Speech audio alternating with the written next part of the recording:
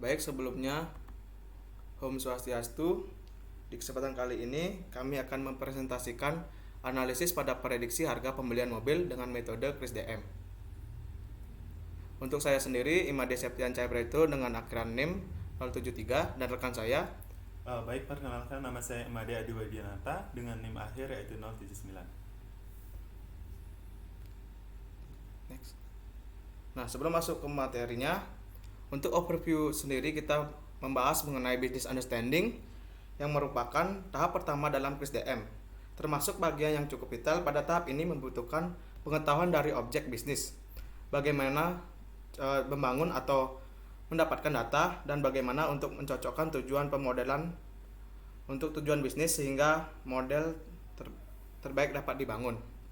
Untuk yang kedua ada data understanding. Data understanding ini yaitu contohnya kayak memeriksa data sehingga dapat mengidentifikasikan masalah dalam data. Nah, untuk tahap ini memberikan fondasi analitik untuk sebuah penelitian dengan membuat ringkasan dan juga mengidentifikasi potensi masalah dalam data. Dan ada data preparation di mana secara umum yaitu membuat variabel derived dengan langkah membutuhkan pemikiran yang cukup maju dan usaha yang cukup tinggi supaya memastikan data yang tepat untuk algoritma yang diterapkan. Nah, masuk ke materi selanjutnya akan dijelaskan oleh rekan saya. Nah, untuk langkah yang pertama yaitu adalah business understanding. Nah, pada langkah business understanding ini akan mencakup kegiatan untuk memahami contoh data set yang digunakan. Wawasan yang diperoleh akan menjadi dasar untuk mengidentifikasi model dari machine learning yang dapat dibangun dari dataset yang sudah tersedia. Dataset yang kita gunakan ini yaitu terdapat dari platform Kaggle yang nama aslinya itu harga beli mobil atau dataset pemula. Nah, dataset yang digunakan dalam penelitian ini yaitu berasal dari data publik pada platform Kaggle dengan ukuran dataset yaitu 500 baris dan 9 kolom. Nah, yang dimana fitur yang terdapat yaitu ada customer name atau representasi nilainya yaitu nama pelanggan dengan data frame-nya yaitu objek, statistikanya yaitu nominal dan nilai uniknya ya adalah sebesar 498 dan tidak terdapat missing value. Nah, kemudian yang kedua itu ada customer email yang representasi nilainya adalah alamat pelanggan email. Data frame-nya merupakan objek, statistikanya ada nominal dan nilai uniknya yaitu 500. Nah, kemudian ada country, representasinya yaitu negara dengan data frame-nya itu objek, statistikanya nominal dan nilai uniknya yaitu 1. Nah, kemudian pada gender, jenis kelamin 0 merupakan wanita dan I atau 1 merupakan pria. Nah, data frame yang digunakan yaitu integer 64 dan statistikanya itu nominal dan jumlah dari nilai uniknya itu adalah 2.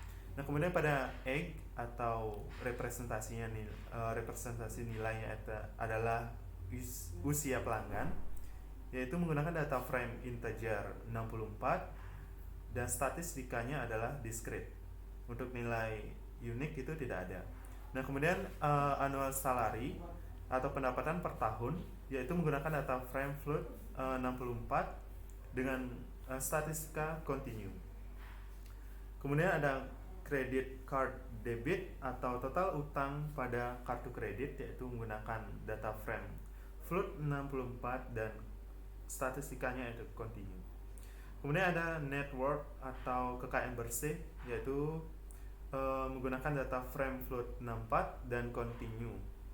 Kemudian ada car purchase atau harga mobil yang dibeli yaitu float 64 dan statistikanya adalah continue.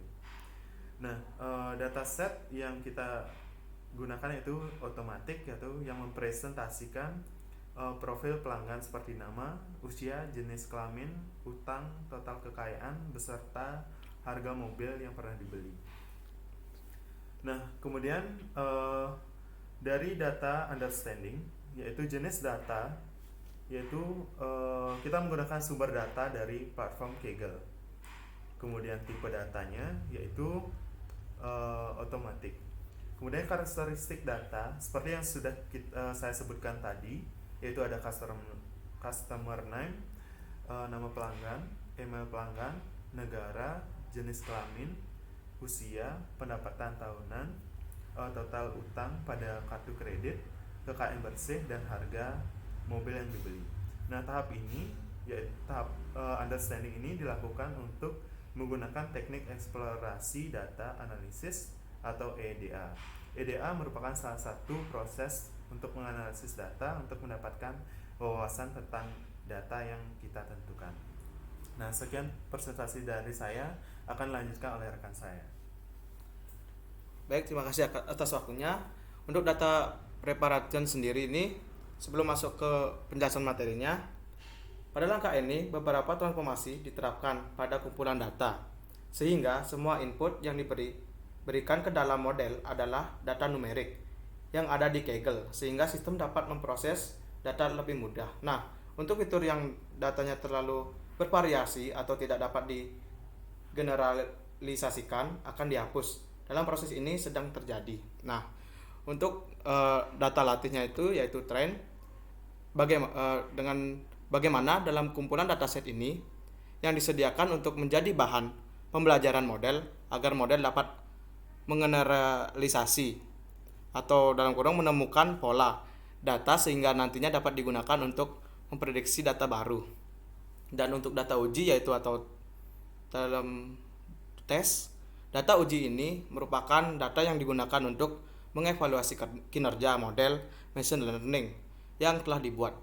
Data uji ini juga digunakan untuk melihat seberapa baik model yang dibuat dapat menangani data yang belum pernah dilihat sebelumnya.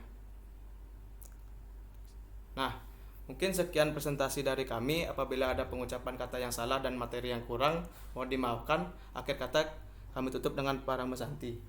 Om Santi Santi Santi Om. Terima kasih.